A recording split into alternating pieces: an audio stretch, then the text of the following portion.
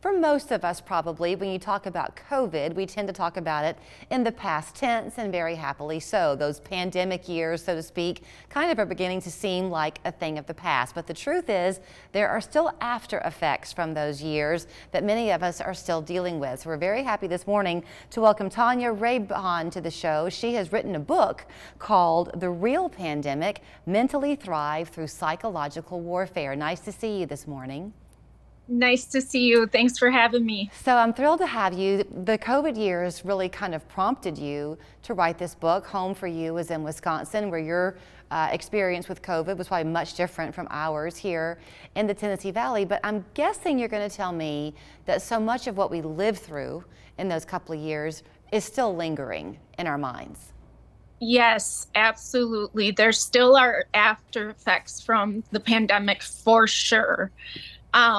It's having a major toll mentally. It did while we were going through the pandemic, and it still is. And unfortunately, there's a definite lack of care for mental health still to this day. Well, because you can learn to deal with a lot of things, but once an idea is in your mind, you can't get away from your own mind. And so for a good reason or a bad reason, there was a lot of fear associated with COVID. And is that what you're finding is the most lingering emotion from those times, is fear? Oh, absolutely. Uncertainty is such a huge issue right now, facing everybody, for sure. Uncertainty. So there's a difference in uncertainty and fear. So is the uncertainty because people want control and they're not sure they can have it? What is the uncertainty of that you're finding? Um, that's part of it, for sure. And uncertainty always leads to fear. Anything we don't have control of will send a sense of fear into us, for sure. Pandemic came out of nowhere. Nobody had expected it to come. It just all of a sudden arrived one day out of nowhere. Right. So, okay, I'm going to make a driving analogy. When you are learning to drive, your parents teach you that you want to be an offensive driver, not a defensive driver. Always be looking for what other people are doing. Is that kind of a life skill that maybe we can learn to take from this? Is how do we try to make sure you do have control of your life or be prepared as best you can? Can there be a good side to this? Absolutely. I mean, one thing is, I think this taught us resilience. Resilience is an important life skill to have, and learning how to control what we do have control of. We've learned now that we don't have control of everything in our lives, but we need to be able to control what we do have control of. So, I'm sorry, I didn't mean to cut you off. When you were in Wisconsin, I know you and I had chatted a little bit ahead of time, and I think you were talking about some things like the isolation and the worry just of getting sick and all of it. Do you encourage people to try to live in what is your reality and not believe so much what other people are telling you is real?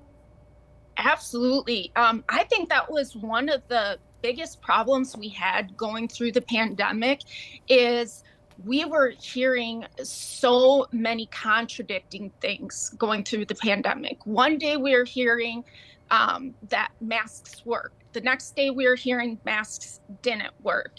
It was constant contradiction. So nobody knew what was good for them and what wasn't good for them. And when you're living in uncertainty, you don't know which way to turn.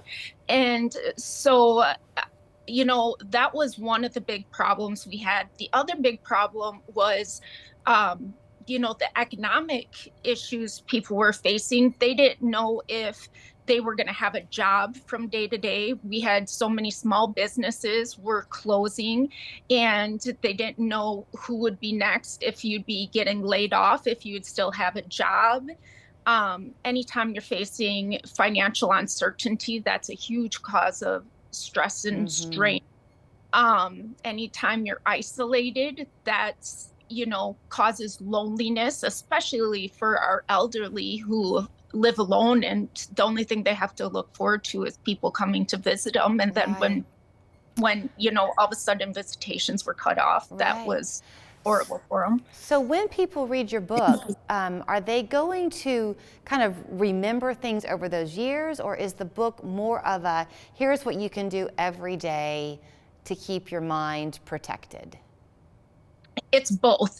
So in my book, I went over some things that you have to kind of be aware of when you're facing these kind of struggles so that you can stay centered.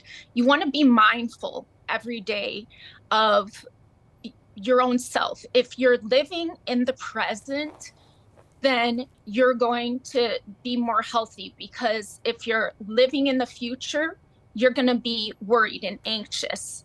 If you're living in the past, you're going to be depressed. So I try to tell people, live in the present, always live in the present and be mindful of what's going on now. So that's one big thing to always keep in mind. And in my book, there are some different really easy tips to try to control your emotions, because if you can learn to master your emotions when these things of uncertainty that you aren't expecting come in, they're not going to rock your world as much. What a wonderful thing to be giving somebody. We're on the cusp of graduation season. This can be good as you're entering into your life, whether it's after college or going into college. That living in the present is a really, really good tip. Tanya, thank you so much for your time. The book is available on Amazon, right? Yes, correct. Okay, so it's called The Real Pandemic, Mentally Thrive Through Psychological Warfare. And in case you're noticing, the author is Ava James. Like all good authors, that's her pen name. Thank you so much. Thank you.